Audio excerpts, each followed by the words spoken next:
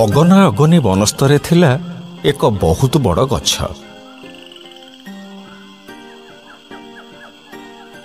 ସେ ଗଛରେ ରହୁଥିଲା କାଉଟିଏ। କାଉଟି ବହୁତ ସାହାଯ୍ୟକାରୀ ଥିଲା।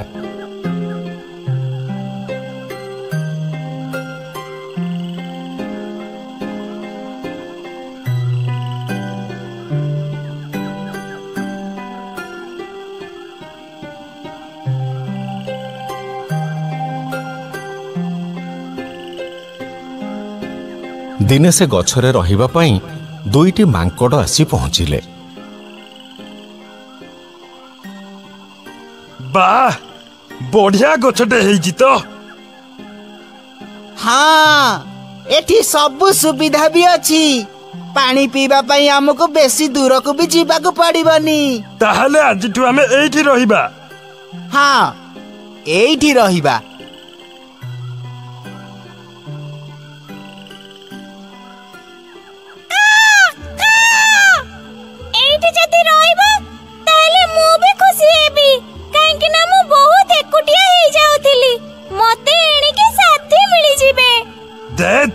ତୋ ସାଙ୍ଗରେ କିଏ ସାଙ୍ଗ ହବ? ତୁ ତ ଚଢେଇଟା। ଚଢେଇ ହେଲେ କଣ ଅସୁବିଧା ଅଛି? ଆମେ ତ ନିଜ ଭିତରେ କଥା ହେଇପାରିବା, ପରସ୍ପରର ସୁଖ ଦୁଃଖ ଭାଗ କରିପାରିବା। ବେଶୀ ଗପ ନା କାଉ, ପାଟି ଚୁପ୍ କରିଲ। ତୋ ସହ ଅଯଥା କଥା ଗପି ଆମ ମୁଣ୍ଡ ଖରାପ କରିବାର ନାହିଁ। ହଉ ହେଲା। ୟା ଭିତରେ ଅନେକ ଦିନ ବିତିଗଲା। ଶୀତ ଋତୁ ଆସିଲା। ସେ ବର୍ଷ ବହୁତ ଜୋରରେ ଶୀତ ପଡ଼ିଲା। କାଉର ଯେହେତୁ ବସା ଥିଲା, ସେ ବସାରେ ରହିଯାଉଥିଲା। କିନ୍ତୁ ମାଙ୍କଡ଼ ଦିଟାଙ୍କର ତ ବସା ନଥିଲା, ତେଣୁ ସେ ଶୀତରେ ଥରୁଥିଲେ। କଣ କରିବା ଭାଇ, ଯଦି ଏମିତି ଆଉ ମାସେ କିମ୍ବା 15 ଦିନ ଥଣ୍ଡା ପଡେ ନା, ତାହେଲେ ତ ଆମେ ମରିଯିବା। ଆରେ ଦିନରେ ତ ଯାହା ଯେମିତି ଚଳି ଯାଉଛି, କିନ୍ତୁ ସନ୍ଧ୍ୟା ହେଲା ମାନେ ଆଉ ରହି ହଉନି। ହଁ ପା, ରାତି ଯେମିତି ବଢୁଛି ଥଣ୍ଡା ବି ସେମିତି ବଢୁଛି। କେମିତି ରହିବା କହିଲୁ? ମୋ କଥା ମାନ, ତମେ ମାନେ ରହିବା ପାଇଁ ବସା ତିଆରି କର। ୟା ପରେ ଯଦି ଶୀତ ଆଉ ବଢେ, ତାହେଲେ ତମେ ମାନେ ହଇରାଣ ହବ। ତୁ ଚୁପ୍ କର। ତତେ ଆମେ କିଛି ପଚାରିଛୁ? ସବୁବେଳେ ଉପରେ ପଡି ରାଉ ରାଉ ହଉଛି।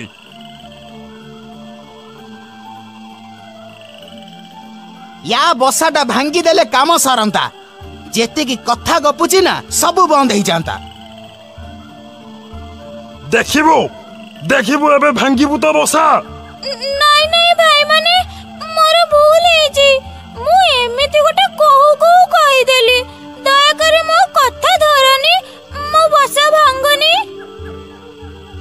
ହଉ ହେଲା ହେଲା, ଏଥର ନ ପଚାରିବା ଯାଏ କିଛି ବି କହିବୁନି।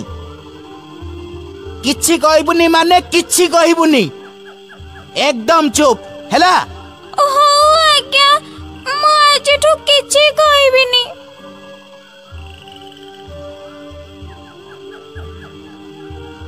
ଦିନ ଯାଇ ସନ୍ଧ୍ୟା ହେଲା।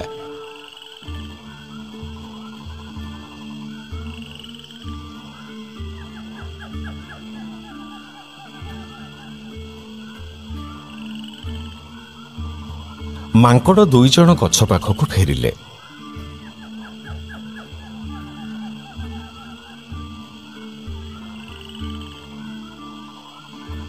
ହେଲେ ଶୀତ ସମ୍ଭାଳି ପାରିଲେନି। ଶୀତ ଦାଉରୁ ରକ୍ଷା ପାଇବା ପାଇଁ ନିଆଁ ଲଗେଇବାକୁ ଚେଷ୍ଟା କଲେ। ଆଚ୍ଛା, ଗୋଟେ କାମ କଲେ ହୁଅନ୍ତାନି? କଣ କହୁନୁ? ଶୀତରୁ ରକ୍ଷା ପାଇବା ପାଇଁ ଯେତିକି ପତ୍ର ଏଠି ପଡିଛି, ସେଥିରେ ନିଆଁ ଲଗେଇଲେ ହୁଅନ୍ତାନି? ହଁ, ବଢିଆ କଥାଟେ କହିଛୁ। ତୋ ବୁଦ୍ଧି ମନ୍ଦ ନୁହଁ। ହେଲେ ପୁଣି କଣ? ହେଲେ ନିଆଁ କୋଉଠୁ ଆଣିବା?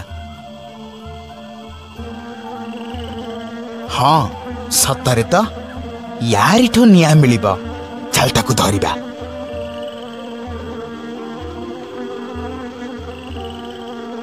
ଆରେ ଭାଇ, କି କଥା କହୁଛ? ସେଇଟା ଜୁଳୁଜୁଳିଆ ପୋକ, ତାଠୁ କଣ ନିଆଁ ମିଳିବ? ତତେ କହିଥିଲି ନା ଚୁପ୍ ରହିବା ପାଇଁ। ଚୁପ୍ ରହ।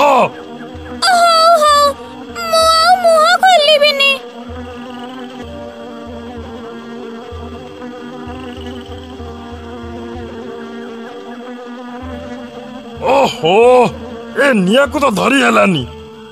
ଏବେ କେମିତି ଶୀତରୁ ରକ୍ଷା ପାଇବା? ମୁଁ ତ ସେଇ କଥା ଭାବୁଛି ଯେ କେମିତି ଶୀତରୁ ରକ୍ଷା ପାଇବା। ମୋ ସାନ କୁହା ମାନ, ପଥର ଦେହରେ ପଥର ନହେଲେ କାଠ ଦେହରେ କାଠକୁ ଘଷି ଦିଅ, ଦେଖିବ ନିଆଁ ମିଳିଯିବ।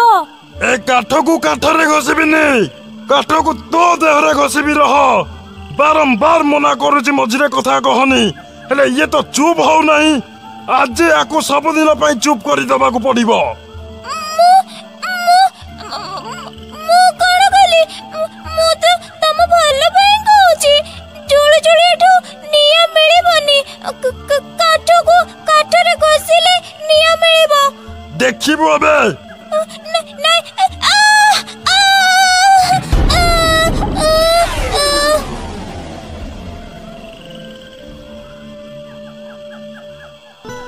ତେଣୁ କୁହାଯାଏ, ଯେପର୍ଯ୍ୟନ୍ତ ଜଣେ ତମ ପରାମର୍ଶ ନ ଚାହିଁଛି ସେ ପର୍ଯ୍ୟନ୍ତ ତାକୁ କୌଣସି ପରାମର୍ଶ ଦିଅ ନାହିଁ, ନହେଲେ ଏଇଭଳି ଅବସ୍ଥା ହେବ।